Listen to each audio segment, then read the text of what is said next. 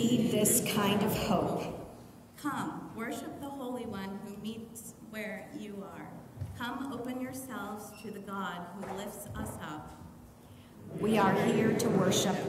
We are here to surrender to God. Oh God, another morning has dawned. Another night has fled. With the rising sun, all our dreams, like mist upon the fields, evaporate and are remembered no more. Our elusive dreams suggest the manner of your presence, capturing our hearts with the promise of a love and richness just beyond our reach and our sight. Help us to live out the dreams you have placed within our hearts. Help us to live as servants of the dream, trusting in your will and power, however faint the signs of them may be. Amen. Amen. 2 years had passed. Pharaoh had a dream. He was standing by the Nile when out of the river there came up 7 cows, sleek and fat, and they grazed among the reeds. After them, 7 other cows, ugly and gaunt, came up out of the Nile and stood beside those on the riverbank. And the cows that were ugly and gaunt ate up the 7 sleek, fat cows. Then Pharaoh woke up. He fell asleep again and had a second dream. 7 heads of grain, healthy and good, were growing on a single stalk. After them, 7 other heads of grain sprouted, thin and scorched by the east wind. The thin heads of grain swallowed up the 7 healthy, full heads. Then Pharaoh woke up. It had been a dream. In the morning, his mind was troubled, so he sent for all the magicians and wise men of Egypt. Pharaoh told them his dreams, but no one could interpret them for him. Then the chief cupbearer said to Pharaoh, "Today I am reminded of my shortcomings. Pharaoh was once angry with his servants, and he imprisoned me and the chief baker in the house of the captain and the guard. Each of us had a dream the same night, and each dream had a meaning of its own. Now a young Hebrew was there with us, a servant of the captain of the guard. We told him our dreams, and he interpreted them for us, giving each man the interpretation of his dream. And things turned out exactly as he interpreted them to us. I was restored to my position, and the other man was impaled." So Pharaoh sent for Joseph, and he was quickly brought from the dungeon.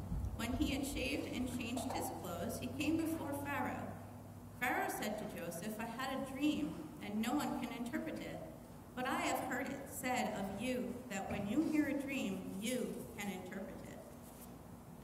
"I cannot do it," Joseph replied to Pharaoh, "but God will give Pharaoh the answer he desires." Then Pharaoh said to Joseph, "In my dream I was standing on the bank of the Nile, when out of the river there came up 7 cows, fat and sleek, and they grazed among the reeds. After them 7 other cows came up, scrawny and very ugly and lean. I had never seen such ugly cows in all of the land of Egypt. The lean, ugly cows ate up the 7 fat cows that came first. But even after they ate them, no one could tell that they had done so. They looked just as ugly as before. Then I woke up. In my dream, I saw 7 heads of grain, full and good, growing on a single stalk. After them, 7 other heads sprouted, withered and thin and scorched by the east wind. The thin heads of grain swallowed up the 7 good heads. I told this to the magicians, but none of them could explain it to me." Then Joseph said to Pharaoh, "The dreams of Pharaoh are one and the same. God has revealed to Pharaoh what he is about to do. The 7 good cows are 7 years, and the 7 good heads of grain are 7 years. It is one and the same dream. The 7 lean, ugly cows that came up afterward are 7 years, and so are the 7 worthless heads of grain scorched by the east wind. They are 7 years of famine. It is just as I said to Pharaoh. God has shown Pharaoh what he is about to do. 7 years of great abundance are coming throughout the land of Egypt, but 7 years of famine will follow them. Then all the abundance in Egypt will be forgotten, and the famine will ravage the land. The abundance of the land will not be remembered, because the famine that follows it will be so severe. The reasons the dream was given to Pharaoh in 2 forms is that the matter has been firmly decided by God, and God will do it soon. And now let Pharaoh look for a discerning and wise man and put him in charge of the land of Egypt. Let Pharaoh appoint commissioners over the land to take a fifth of the harvest of Egypt during the 7 years of abundance. They should collect all the food of these good years that are coming and store up the grain under the authority of the Pharaoh to be kept in the cities for food. This food should be held in reserve for the country to be used during the 7 years of famine that will come upon Egypt, so that the country may not be ruined by the famine. The plan seemed good to Pharaoh and to all of his officials. So Pharaoh asked them, "Can we find anyone like this man, one in whom is the Spirit of God?" Then Pharaoh said to Joseph, "Since God has made all this known to you, there is no one so discerning and wise as you. You shall be in charge of my palace, and all my people are to submit to your orders. Only with respect to the throne will I be greater than you." Joseph in charge of Egypt. So Pharaoh said to Joseph, "I hereby put you in charge of the whole land of Egypt." Then Pharaoh took his signet ring from his finger and put it on Joseph's finger. He dressed him in robes of fine linen and put a gold chain around his neck. He had him ride in a chariot as his second in command, and people shouted before him, "Make way!" Thus he put him in charge of the whole land of Egypt. Then Pharaoh said to Joseph, "I am Pharaoh, but without your word no one will lift hand or foot in all of Egypt." Pharaoh gave Joseph the name Zaphenath-Paneah and gave him Asenath, daughter of Potiphera, priest of On, to be his wife. And Joseph went throughout the land of Egypt. Joseph was 30 years old when he entered the service of Pharaoh, king of Egypt. And Joseph went out from Pharaoh's presence and traveled throughout Egypt.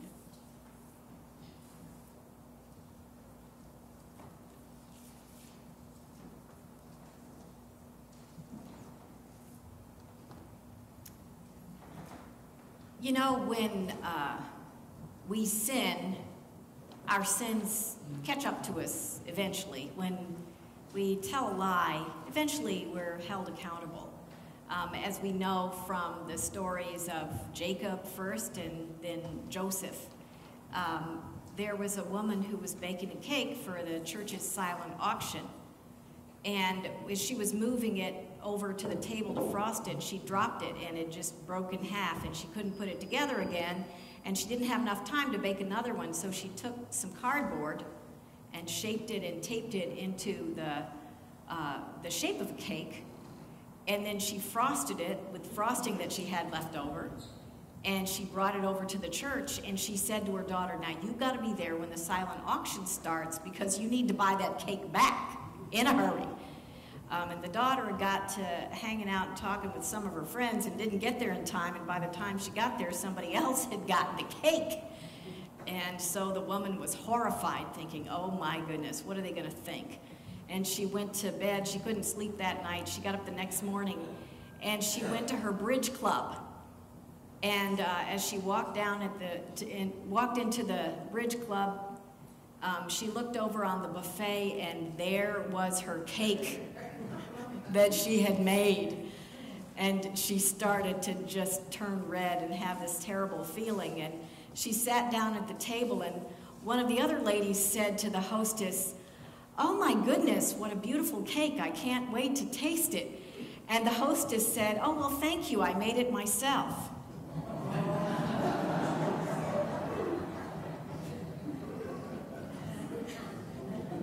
So, you know, our sins do catch up with us at some point. The stories that we tell, we're held accountable in some way.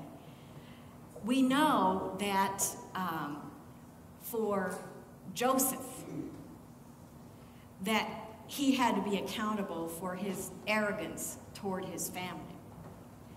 And we know that Jacob eventually was held accountable for the things that he robbed from his brother Esau. But I want to talk about dreams today, and the way that the dreams that the whole extended family had shaped who they were and also who we are today. And we have a slide. Do we have that slide? No, we don't. Okay. We don't have a slide. But you can imagine the slide, and it has the names of all of the lineage from beginning with Abraham. And you remember when we started these stories, Abraham had a dream, didn't he? He had a dream. Anybody remember what Abraham's dream was when he started out in the land of Haran and he was told to travel to Canaan? What was his dream? Do you remember? That something was going to be given to him in the land of Canaan. That he was going to be a great nation. That was the dream. Abraham had a dream that was given to him by God, and his dream was that he was actually going to have a son. He was childless, and that it was going to be a great nation, and that they were going to own the land of Canaan as far as the eye could see. And so Abraham acted on that dream and lived and moved thousands of miles based on that dream. And they did have a son, and their son was Isaac. And Isaac married Rebekah, and they had 2 children, Jacob and Esau. And Jacob and Esau, if you remember, fought all the time. Even in the womb, you know, Jacob and Esau, the twins, fought with each other.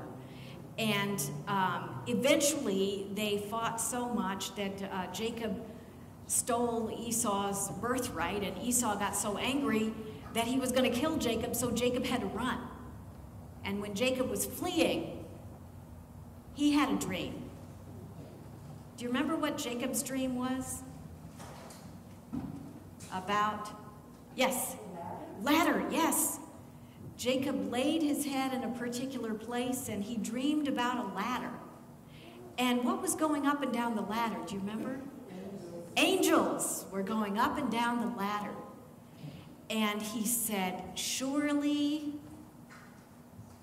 the presence of the Lord is in this place.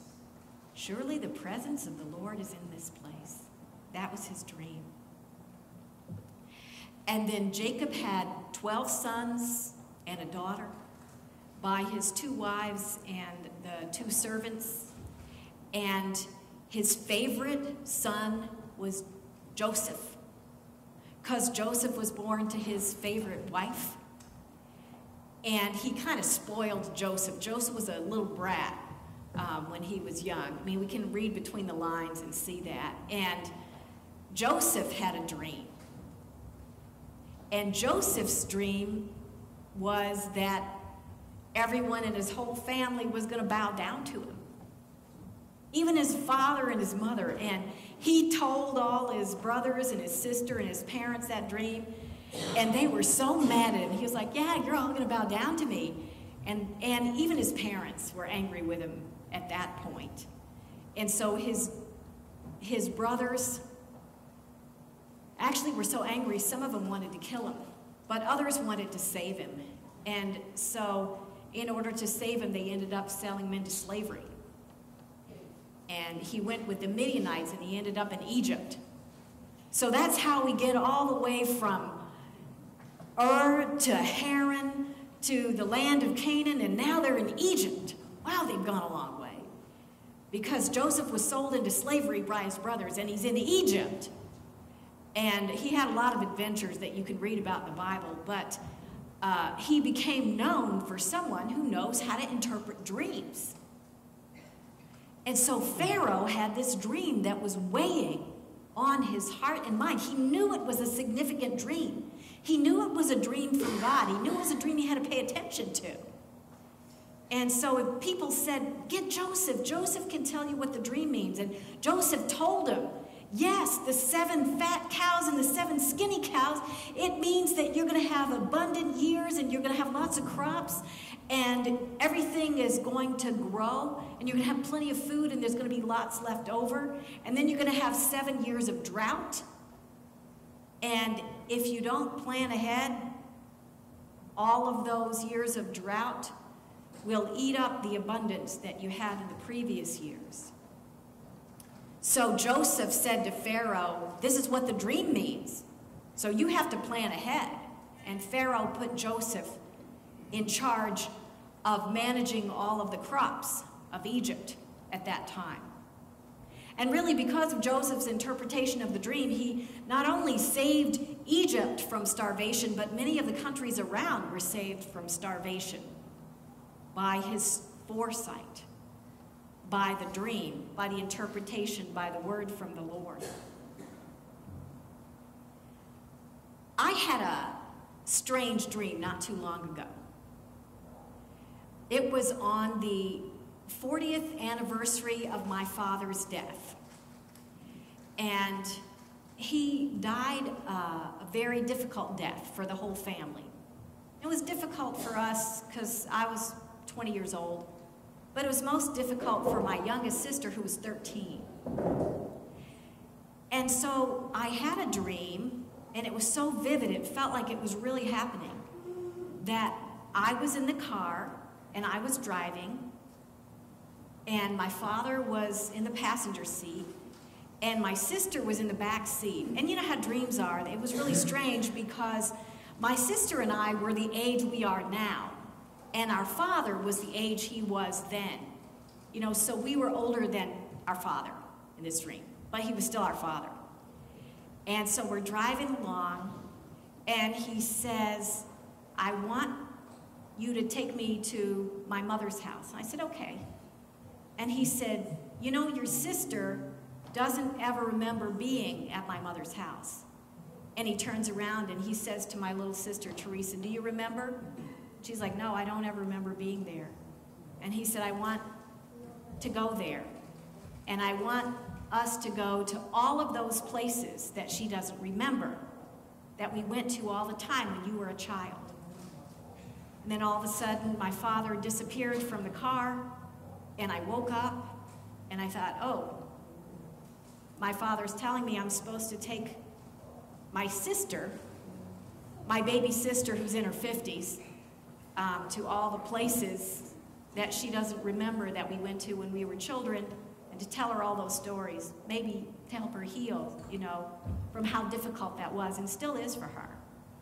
And so I called my sister up, and I'm like, Teresa, I had this dream. I told her the dream, and I'm like, do you want me to take you to all those places? And she's like, yeah, I do. I'm like, okay, we'll do that, we'll go. So, I mean, next year or the year after, I'm not sure when it'll be, but I'll be driving to Alabama all the way through, and Mississippi and Florida, and taking her all those places that she doesn't remember that we used to go. Have you ever had a dream like that? You know, that felt like that it was a word from beyond, that, you know, somebody that you really loved or cared about just had a message that was so powerful it broke through whatever barrier there is? Raise your hand. Have you ever had a dream like that? A lot of you have. Yeah. And you wake up from those dreams and, you know, like, you might cry or you might be so happy, but you know that there's some powerful connection between heaven and earth. You know, there's some powerful connection between the people that are here now and those who are in the beyond. You know, there's something bigger and greater than any of us that leads and guides us when we don't expect it, you know, and gives us some of the strangest messages that we do our best to follow. So God speaks to us through dreams. God has spoken through dreams. And these dreams that are dreams of healing for us, they're really important. But some of the most significant dreams are dreams like Pharaoh had, you know, that bring healing not just to our broken hearts and our families, but healing to a nation. Elvis Presley wrote a song, If I Can Dream. And some of the words are, there must be lights burning brighter somewhere. Got to be birds flying higher in a sky more blue. If I can dream of a better land where all my brothers and sisters walk hand in hand. Tell me why, oh why, my dream can't come true. Any of you know that song? A few of you do. Oh yeah, Elvis Presley. And yesterday I was thinking of Martin Luther King's description of a dream he had. Do you remember I'm going to share a few of the words of the dream because I think it's so important for us to remember it today. Because you know what dreams do is they give us a vision, not just of what is, but of what could be. He said, I had a dream that one day every valley will be lifted up and every mountain will be made low and the crooked places will be made straight and the rough places will be made plain and the glory of the Lord will be revealed and all flesh shall see it together and we will hew out of a mountain of despair a stone of hope. What incredible words. And he said there will be a time when we'll work together and we'll play together, we'll struggle together, we'll stand up for freedom together, knowing that we will all be free, we will all be one people. Someday, I had a dream like that. And that one day, he went on to say, help remind us of our American heritage. One day, all of God's children will be able to sing the song, My Country 'Tis of Thee, Sweet Land of Liberty, of Thee I sing, land where my fathers died, land of the pilgrim's pride, from every mountainside let freedom ring. And these words, I think, are so relevant to us today. He said, if America is gonna be a great nation, then this has to happen. Then we have to figure out how all of us can live together in peace and harmony. That's what the word freedom represents, how all of us can have dignity and respect for each other, that we can have peace in the streets because we care so much about each other. We're standing with each other. And so Martin Luther King said, let freedom ring from the prodigious hilltops of New Hampshire, and let freedom ring from the mighty mountains of New York, and let freedom ring from the heightening Alleghenies of Pennsylvania. Let freedom ring from the snow-capped Rockies of Colorado, and let freedom ring from the curvaceous slopes of California. And even more than that, let freedom ring from Stone Mountain in Georgia. Let freedom ring from Lookout Mountain in Tennessee. Let freedom ring from every hill and molehill and Mississippi. And I guess what I would add is, let freedom ring from the strife-ridden city streets of Charlottesville, Virginia. From every mountainside, let freedom ring. So that was a dream that Martin Luther King Jr. described many years ago, 50-some years ago.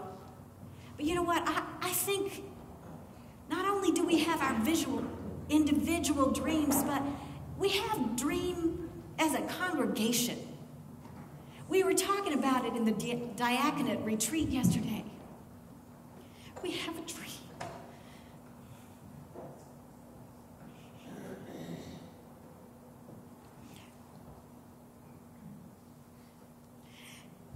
That this sanctuary is a little piece of heaven, don't we? We have a dream that this is a corner of the kingdom where even though there's hatred all over the place, that when people walk in that door, that no matter where you came from or what race you are or what nationality you are or what your first language was, or whether you're married or single or divorced or been divorced 3 times, or you're gay or straight or transgender, or whether you have no money in your pocket or lots of money in your pocket, no matter who you are or where you come from, you're welcome here. That we welcome each other as family, that this is the family of God. And that Christ's love is between us and among us. And we not only feel it for each other, but we're transformed by it. And we become the light, not just in this sanctuary that lights up our lives, but we become the light to the community and to the world. And that's our dream. That's our hope. That's our prayer. And that's how going to make it through, and we're going to make this world the place that Christ intended it to be. Thy kingdom come, thy will be done. Amen. Amen.